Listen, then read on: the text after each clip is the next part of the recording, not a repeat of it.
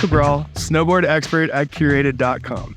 I've helped hundreds of people find their perfect setup for an ideal day on the mountain. I got a chance to take out the CAPiTA Super D.O.A.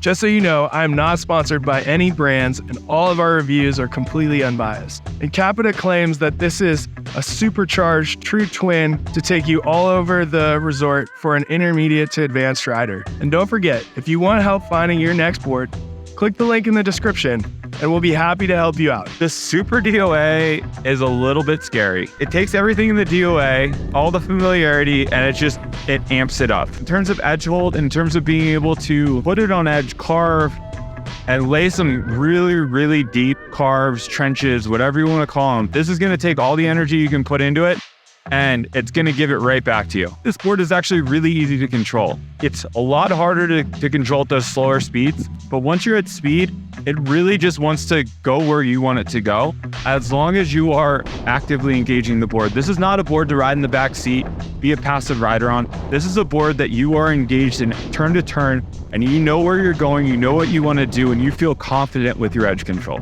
Rode this board last year's model, and I was just buttering around being lazy, and all of a sudden I was on my head. Luckily, didn't have that experience this year, but I will say in terms of the playfulness, if you're looking for something that's super playful, super predictable, this isn't going to be the deck for you. So the Super D.O.A. is rated as a 6 out of 10 flex. I would probably say my personal opinion is it feels a little stiffer. And that's good for kind of added pop, added quicker response. But that also means you need to be more reactive in the turns. As it pops you in and out, you're going to have to be quicker in controlling this board. It's noticeably less playful than the standard D.O.A. It's going to want to hit bigger features, bigger rollers, hold up to bigger landings.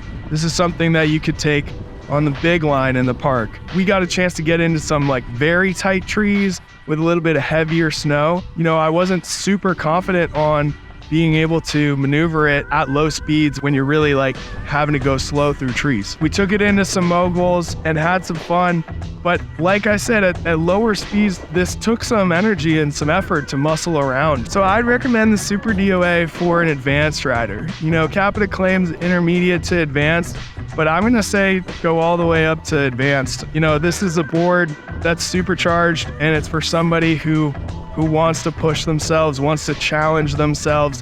It's not very forgiving, in my opinion. The terrain this board shines in is basically high intensity, high energy, all mountain freestyle riding. That's where it's really gonna shine. I wouldn't necessarily recommend anyone under an advanced rider to really ride this because you're not gonna get everything out of the board. So we know different boards work differently for different types of riders. If you need help finding your next board, please reach out to either myself or one of my fellow Curated experts and we'll be sure to help you out. And if you like what you see, make sure to hit the subscribe button so you can see more content from Curated.